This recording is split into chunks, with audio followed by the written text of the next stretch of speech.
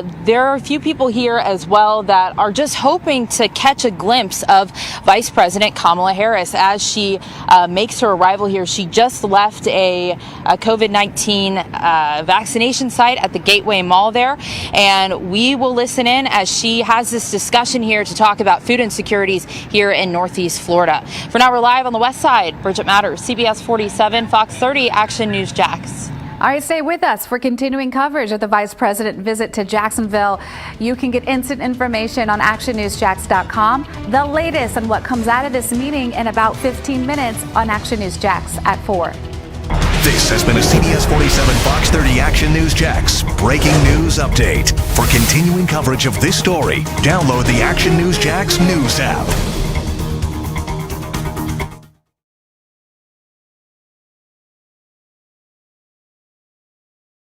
39% of Hispanic and Latino families face food insecurity. And as the State Department that oversees our food agency, we have one mission: making sure no kid goes hungry. We oversaw last year the federal school breakfast, lunch, and feeding programs across the state. We served over 246 million meals to kids this past year, 144 million lunches, 96 million breakfasts, 5 million snacks, and 71% are free and reduced. We distribute 149 million pounds of USDA food to families and seniors that are in need. We know that the public health crisis that we face every single day across the state of Florida and across our country, this is an issue that we must address. So we cannot thank you enough for being here today. So it is absolutely my privilege and honor to introduce a trailblazer, a history maker, a role model for young women across our entire country. You proved a woman of color can do anything in America. And thank you for the amazing work on food insecurity, which we will talk about today. We look forward to working with you and the President in the years to come. So, Madam Vice President, again, welcome to Florida and welcome to Jacksonville. Thank you, Commissioner Freed. Thank you very much for that very generous introduction and all the work you're doing. It is my great honor and joy to be with all of you. Congressman Lawson, you and I have served together in the United States Congress over the past few years. I will stand in front of all of the friends. He represents Florida well. I see him in rooms when there are cameras and when there are no cameras. And he is always fighting for the people of Florida. Councilwoman, thank you for being here, for your leadership. Councilman, Dr. Green, and Susan King, thank you all. So, here's the thing. The President, he says it all the time, which is the most important thing we can do when people are suffering, when people are in need, is to see them, to hear them, and to help them. And when we think about this issue of food insecurity, let's be clear. We are talking about hunger in America. And this is an issue that existed before the pandemic and was grossly exaggerated and amplified during this pandemic. And the idea that there are children in America who are going to sleep at night hungry. And we've all heard the stories about these young, brave, the older of the kids saying, well, I knew I probably shouldn't eat tonight today so that my younger siblings can eat. What it means for families in terms of, the suffering. And also what we are talking about in terms of the impact on our children and what it will have as an impact in terms of their ability to develop and to reach their God-given capacity. I was recently in the state of Georgia, in Atlanta, and I was also in Nevada and in Colorado. And when I was in Nevada, I was visiting a distribution center. And the stories that I heard there, I know are the stories that are taking place around our country, and I'll just share with you one of them. The person who runs the facility where we were shared with me that folks will drive to the food distribution center, and because of COVID, there's no interaction. They'll pop their trunk, but no physical interaction with the volunteers. And it was often the case that the volunteers, when the trunk would open, would see that there was a sheet of paper there with handwriting on it, because the occupant of the car wrote the volunteer a note of thanks for what they were doing to help them out. And sometimes the trunk will pop open. And the occupant of the car, who's been in a food line for hours, barely making everything in their home and for their family work, would have left a $5 bill to tip the volunteer for the work that they were doing, recognizing the dignity of that work. And so much of what you all are doing is about recognizing the dignity to which we should all be entitled, regardless of circumstance. And understanding that in these moments of crisis, when there's been such an extreme loss of life, loss of jobs, loss of normalcy, that isn't it really living the essence of love thy neighbor, to recognize what we can and should and must do at these moments, not out of the spirit of charity, but out of the spirit of duty. The duty each one of us has to our fellow human being. And that's what you are doing here. We are traveling the country, and I bring thanks on behalf of the President, because the work that we did with the American Rescue Plan was designed with you all in mind and with the folks you serve in mind.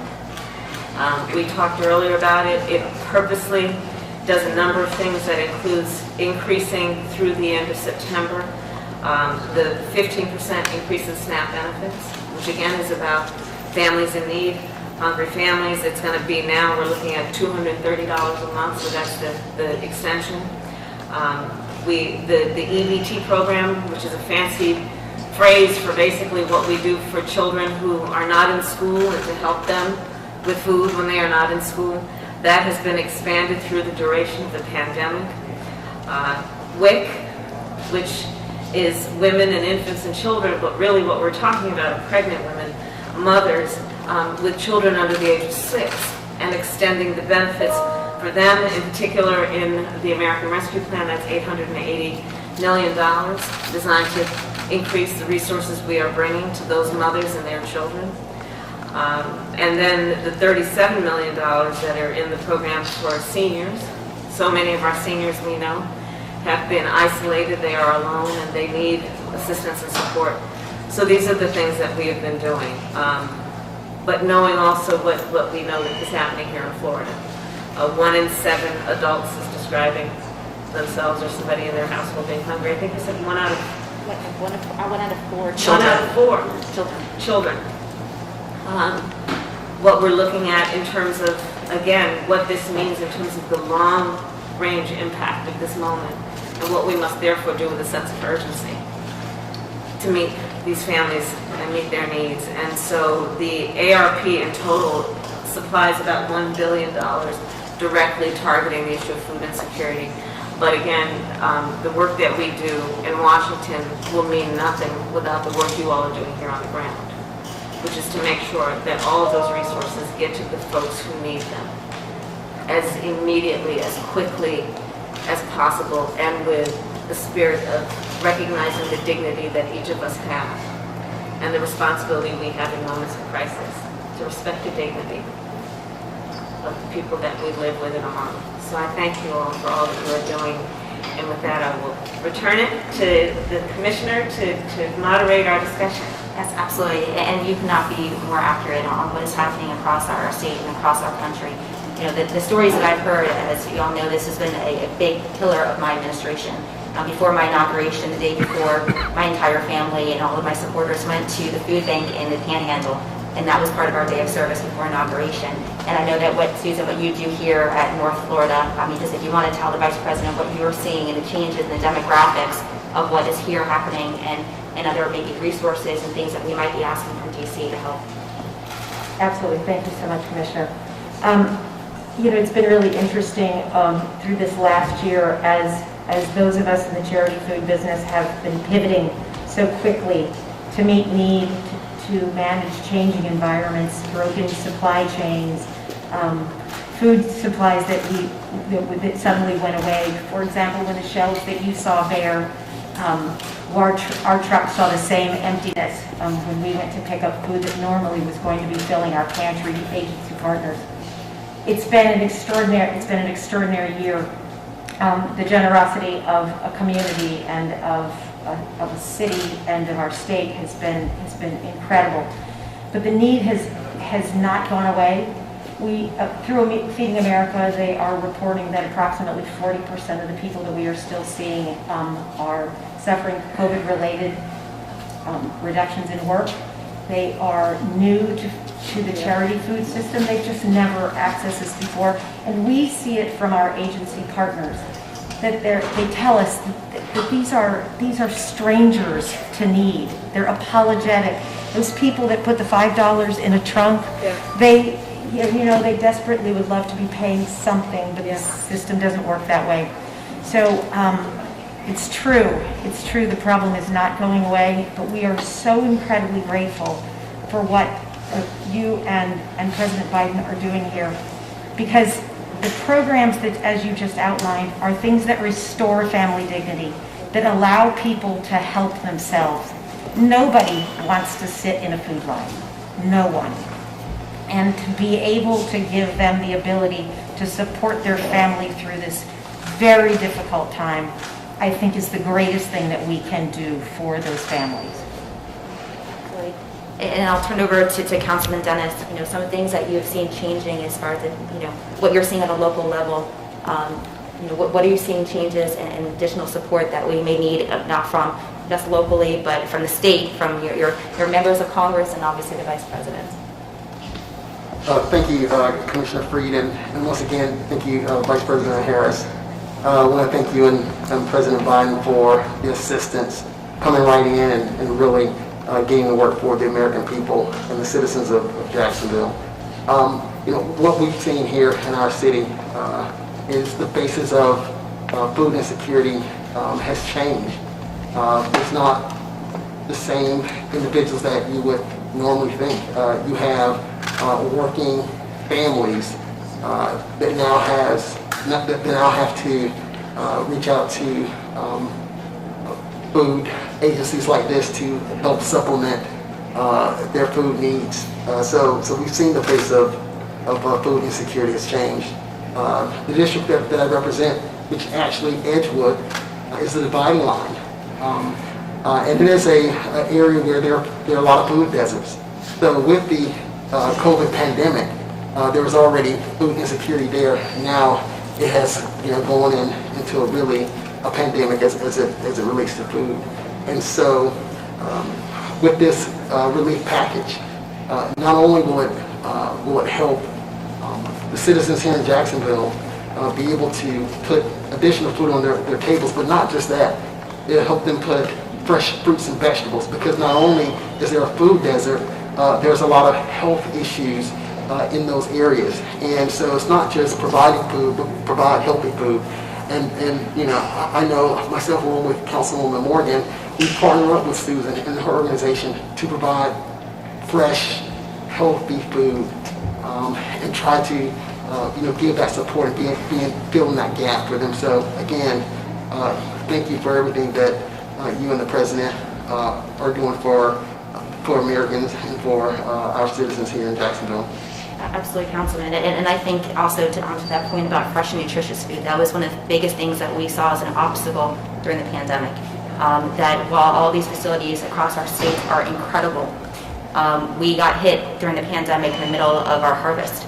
And so many of our farmers had no place to send their fresh crops and their fresh produce to. And unfortunately, our food banks across the country didn't have the capacity to, even though our farmers wanted to donate. And so those are one of the things that we're going to continue to ask for, is additional resources for these organizations that are doing such great work, to have better resources to store a lot of the perishable food.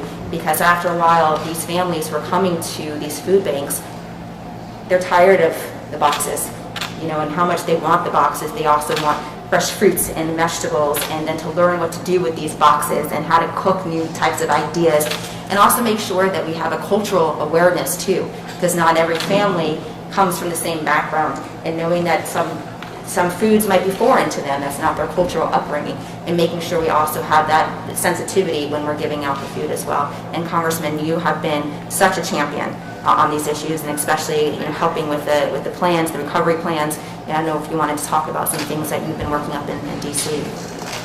Thank you very much, Commissioner, and I'm really honored to be here with the leadership in this community and with the Vice President. It's been a pleasure to have served with her the last 4 years on all the things that she's been involved in. I can't tell you how happy I am that she's the VP of the United States of America. And one of the things that I would say, because protocol has already been established by the VP on the extra funding that we put in for SNAP benefits. The many times that I've called the governor and asked him under the SNAP benefit, could they relax the rules so people will be able to go and get hot food on the SNAP benefits, even if it's at McDonald's, things of this nature. And then most of you know I serve on financial services and then on agriculture. And I always say, when I first got to Washington, I said, let's feed America. That's one of the most important things that I could think about in being in agriculture, that we need to feed America. I have a lot of food insecurity in this District 5 that stretches from Duval to Gaston County. And there are many schools in this district that is on 100% free and reduced lunch. Now, I guess I'm more familiar and have that feeling to want to help more than anyone else, because as a young kid growing up, our house was destroyed and we lost everything. And I can remember moving 4 or 5 times. I can also remember going to bed at night with nothing to eat. And know what it feels like. My brother and I used to say, let's go get this watercress sandwich and call it a night. That means that you drink as much water you can, and that's it for the night until the next day. Especially when there's 7, siblings in the family. And so I work every day in order to work. I really like what the President and the Vice President are doing, going across America. In this package that we just passed, and by the way, when I was coming here, I was on a committee meeting, and I told Maxine Waters that I was coming here to meet you, and Maxine said, well, make sure you tell her hello for me. I'm glad that she's down there. Seems like you got a better job than what I have today in this committee meeting, so I forgot to tell you, Maxine, say hello. And so a lot of the financial information that we have in this package, we had the opportunity to work on the financial services, and so it has been really, really stimulating and great for me to bring millions and millions of dollars into this community that is going to help many, many people here, almost 200 million or so. But the most important issue, as the commission has talked about, is feeding kids. The lunchroom workers on Friday, and I talked to Dr. Green about this, many kids, the lunchroom workers, are putting food into their backpacks on Friday so they will have something to eat over the weekend before they come back to school. Now let me tell you, we are not poor in America, but we have a lot of poor people. And when you have some people saying that, you're spending all this money, this is one time that we get an opportunity under leadership in the White House to bail out America. We bailed out Wall Street. And now it's time, because of this pandemic, is to bail out America. And that's what we are doing. And it's going to work.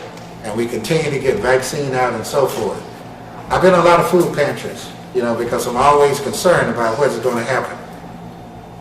Before the pandemic, I was looking at the notes here, and it said there was about 36.8 million people that was on SNAP. Today, it's over 45 million people that depend on SNAP just to make it.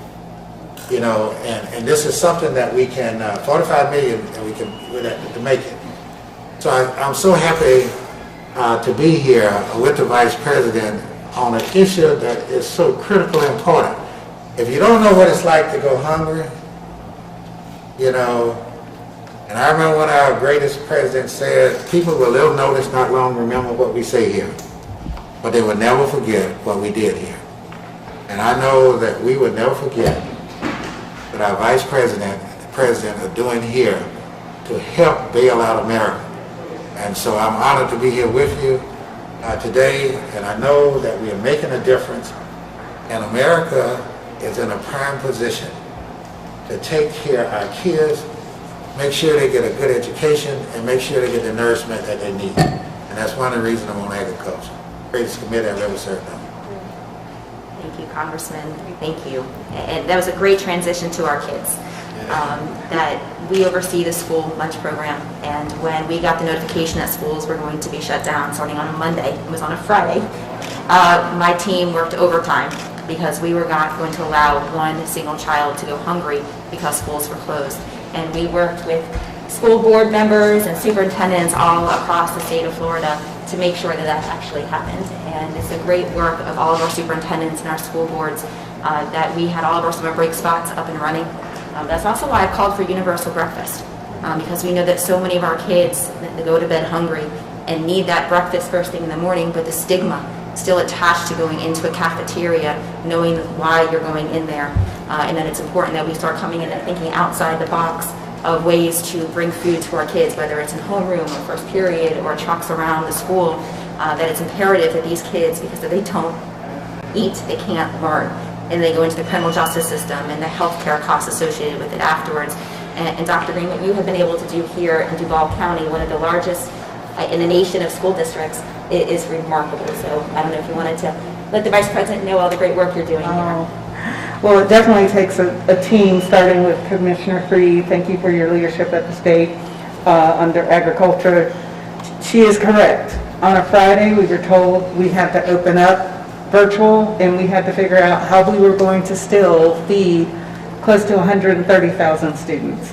And our team came together and developed the grab and go and then the big yellow. The grab and go were for families that could come to our schools, stay in their car, and we gave them breakfast, lunch, and 2 years ago we started the supper program in Duval County. So over 40 of our schools, our students receive 3 meals a day at school. And through that supper program, even when we went to grab and go, they would have breakfast, lunch, and dinner prepared for them to pick up. Our Big Yellow, that was our mobile. We started delivering breakfast, lunch, and dinner to our elementary bus stops. And so families that could walk up to the bus stop could get their food, as well as if they didn't have technology when we first started, they could get their instructional materials. So we use that transportation as a way to not only deliver food for our families, but to connect with our families. From March 9th until the last day of school, we served over 1.5 million meals to our families. So even though our students are living in food deserts, the school district is a food oasis for them. Yeah. We ensure that even if they are one of the schools that has breakfast, lunch, and dinner, if they come to after school, we give them after school snacks to take home. So we really believe in ensuring that our children, as long as they're with us, we know they're going to have food.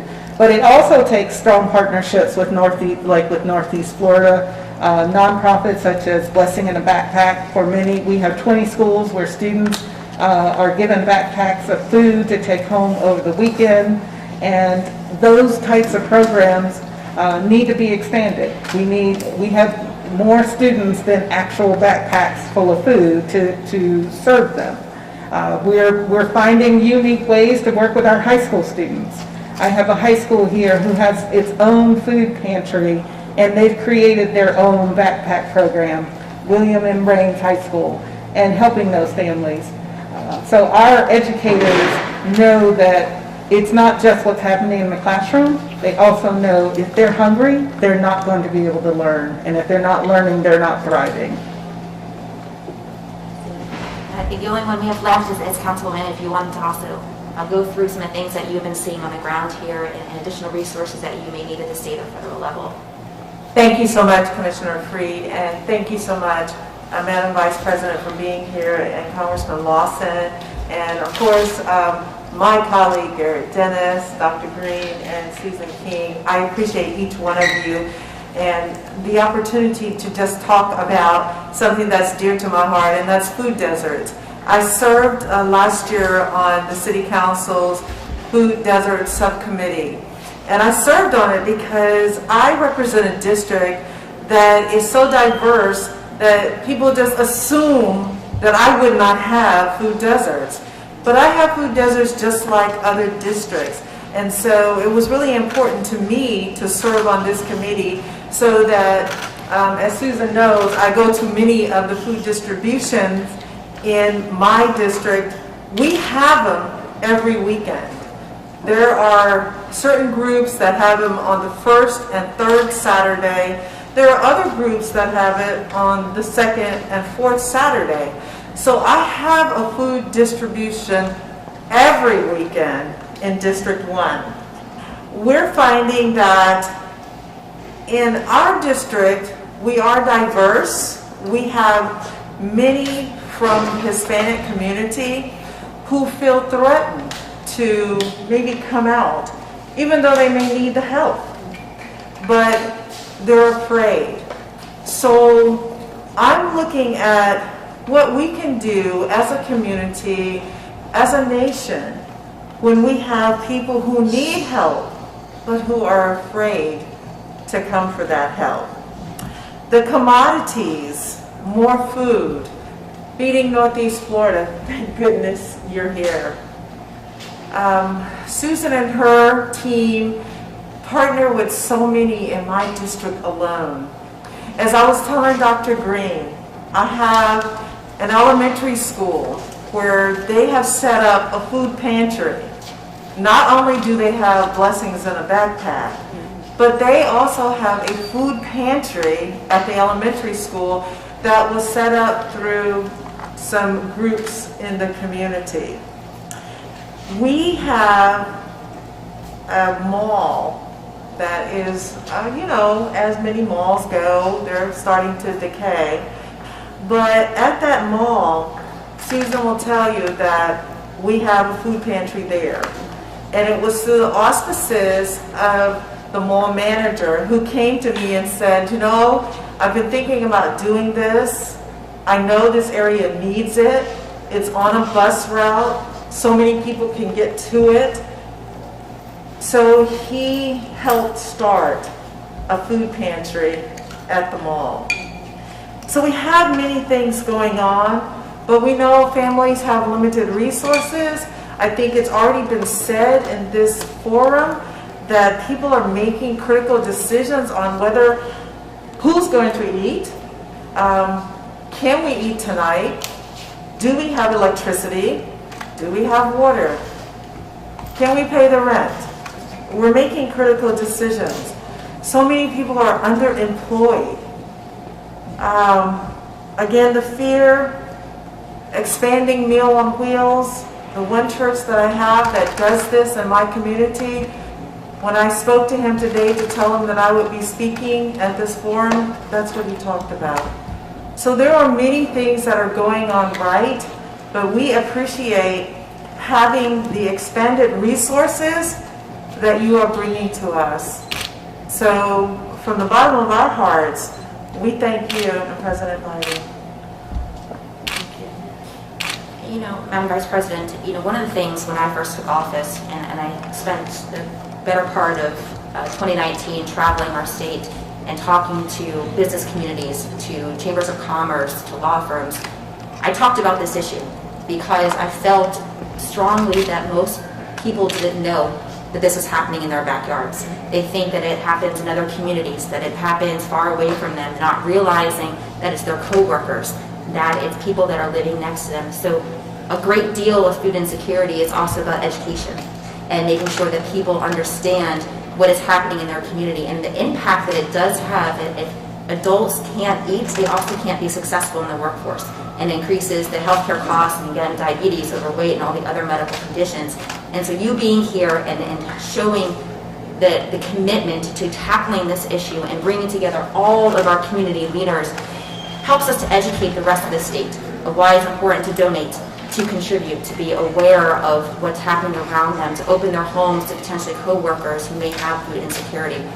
Because unfortunately there's still such a part of our country, even after this pandemic is done, that don't recognize the importance of tackling this issue and what this does to a community, what this does to people's self-pride and dignity that being able to, and not knowing that you can't provide at dinners for your family, it impacts who they are as a human being. And that's why it's so important for us to continue to raise those voices, to really raise up those people, and to bring this into a community partnership, that it's not just the food banks, but it's the schools, and it's the council members, and it's everybody coming together, public-private partnerships across the entire state.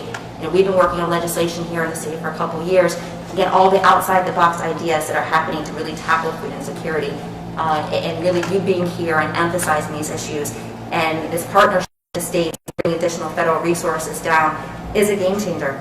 And not only just these programs, but the American Rescue Plan, the point is to take so many of these families out of permanent poverty and rise them up and raising those families up so they won't necessarily need these resources in the future.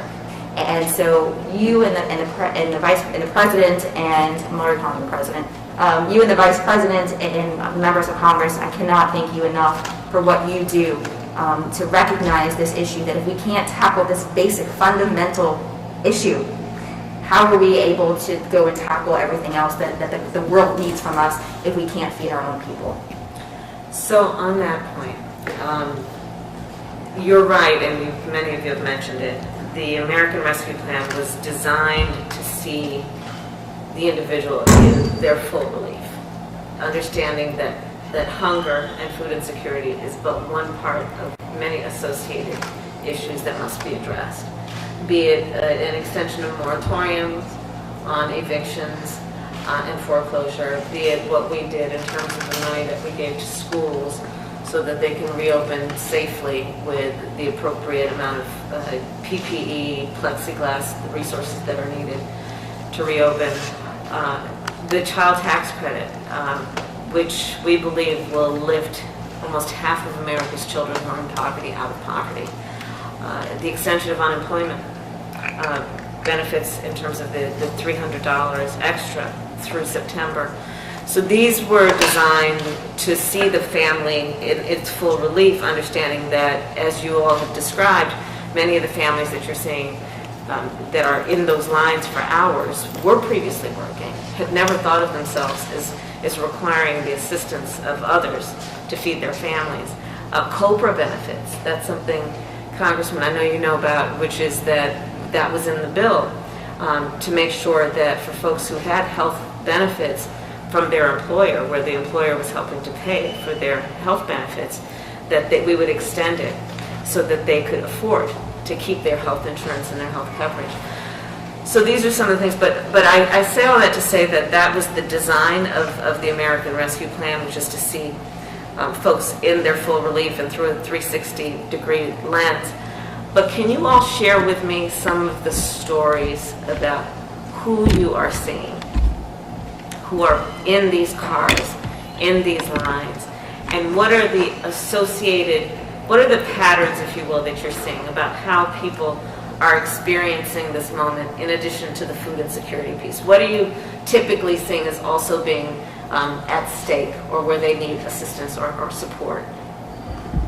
What are some of the other issues that you're seeing? Susan? So one of the things that may not be a direct response to your question, but one of the things that really was illuminated for us during COVID is when, and I'm so thrilled by the funding towards seniors specifically, because what we saw, we have a lot of sort of high multi-level people living in kitchenette, low-income senior housing facilities, subsidized housing.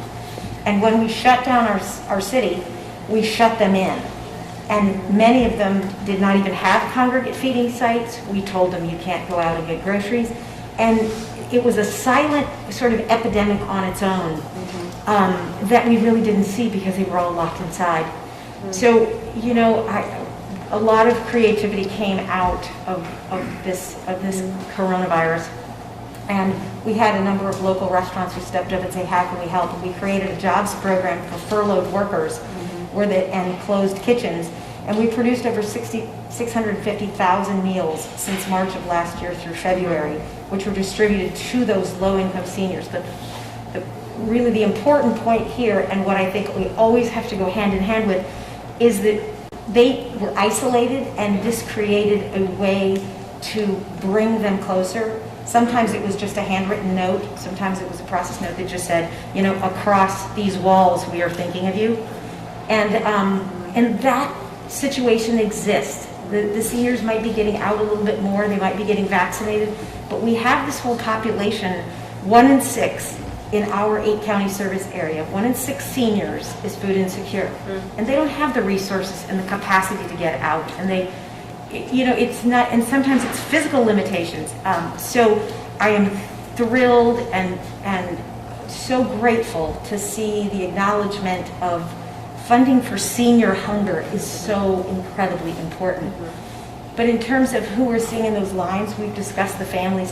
What we see often is multiple families who are taking each other to these distributions. We'll ask, how many households in this car for people who lack transportation? And they might say, there are 4 of us. You know, it's remarkable, but there is created a sense of kind of community around helping people get the food that they need. But it's everybody. It's literally from every walk of life, every generation, every race. It is our neighbors. And I would have to agree with what Susan said. So since I have so many food distributions in my community, typically I go out and sometimes I help. Sometimes I just really watch just to see what's going on. Susan is so right to say that this pandemic, it did produce a feeling of I am my brother's keeper to some. And what I'm seeing is I'm dealing with right now evictions.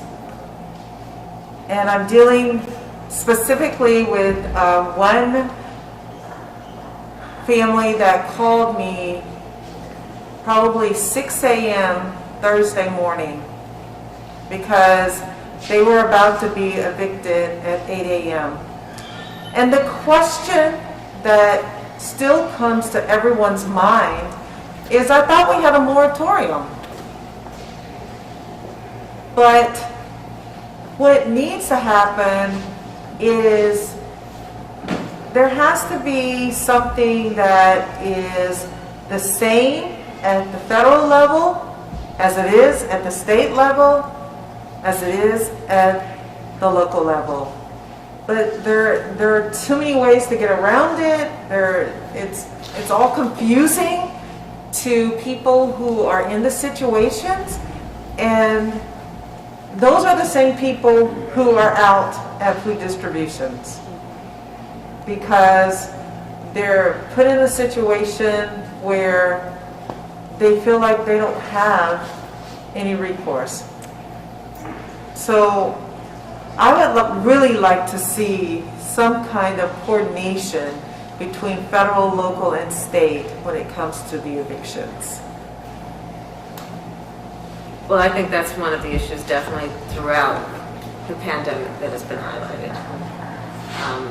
And we've seen various levels of success or lack of success around coordination. I couldn't agree with you more.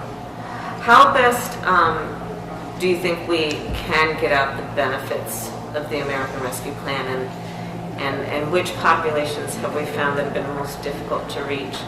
For example, one of the concerns that I've had is that we, and which is why we're traveling around the country, just this is meant to be a public education campaign, so people know what they're entitled to receive, right? For example, for people who are in the system, that $1,400 check and all the benefits that should flow from the American Rescue Plan, they're likely to get it in a faster pace. If they're in the system because they paid taxes last year, or they are a recipient of Social Security benefits or Medicare, things like that. But if people are not in the system, then it's likely to take longer. And they're likely to be more glitches, right, in terms of getting the relief to them as quickly as possible.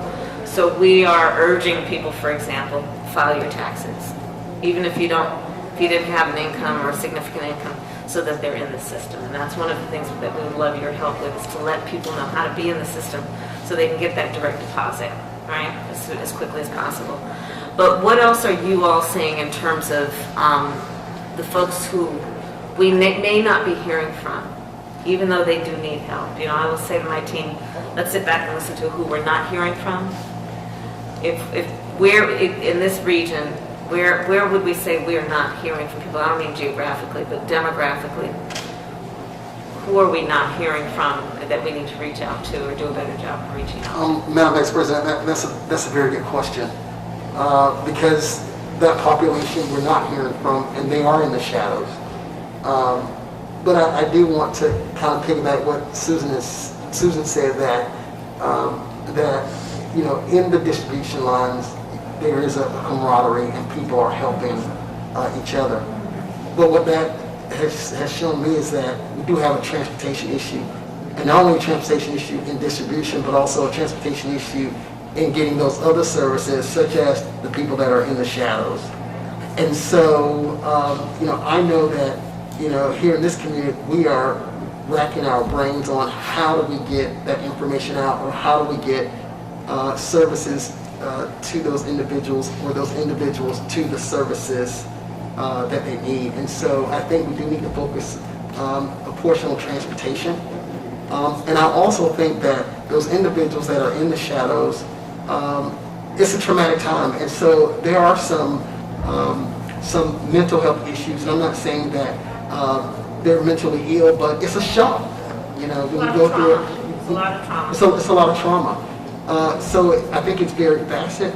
You know, there are a lot of different pieces, but I do think that, you know, my biggest thing is transportation, and Councilwoman and I, you know, we supported some legislation to where we're subsidizing private transportation companies to go out and transport individuals to services, and such as grocery stores and things like that. So I think we need to, again, you know, try to target that transportation, or that you know, that outreach piece. Yeah.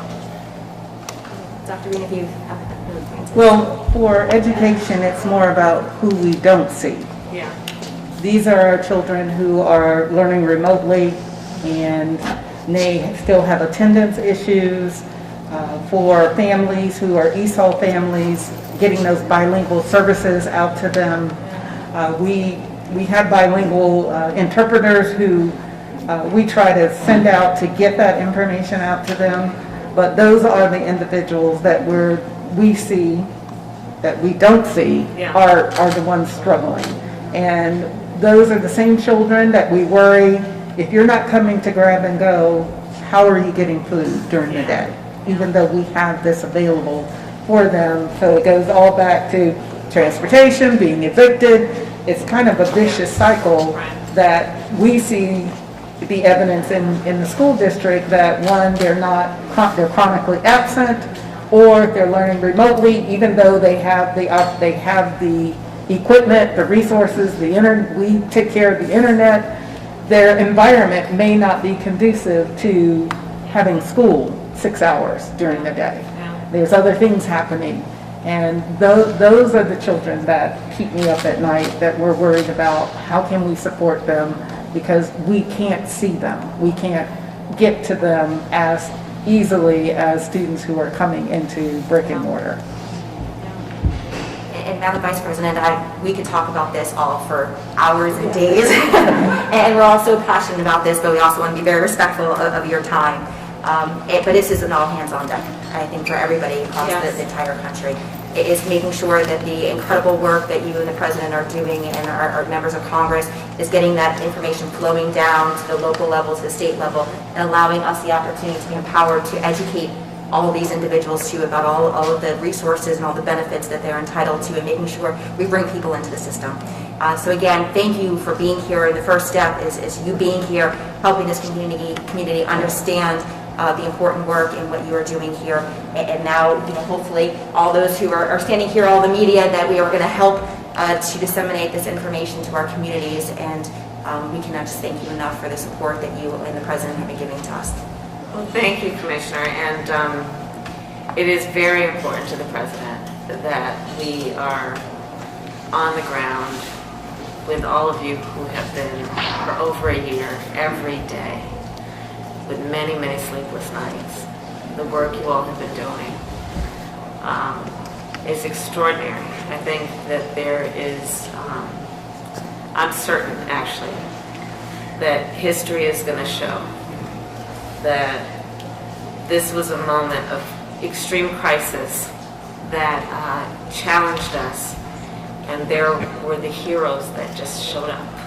I think of you as the angels walking among us, the heroes that just showed up, which includes your volunteers, which includes these incredible, the families who have a car, who are picking up the neighbors to help them come to be in line, the frontline workers. There's so many heroes that have been revealed to the rest of us. And it should give us a sense of hope and a sense of faith in who we all are. But you all have been doing the work on the ground. And so, yes, part of the reason I'm here is to talk about the American Rescue Plan, but only to let you know that it was designed and the spirit behind it was intended to help you do the work you all have been doing every day. And again, I think that without any question, in this moment of crisis, the kindness of humanity has revealed itself. The generosity of spirit, the courage, the commitment. And so let that kind of guide our optimism in this moment of crisis.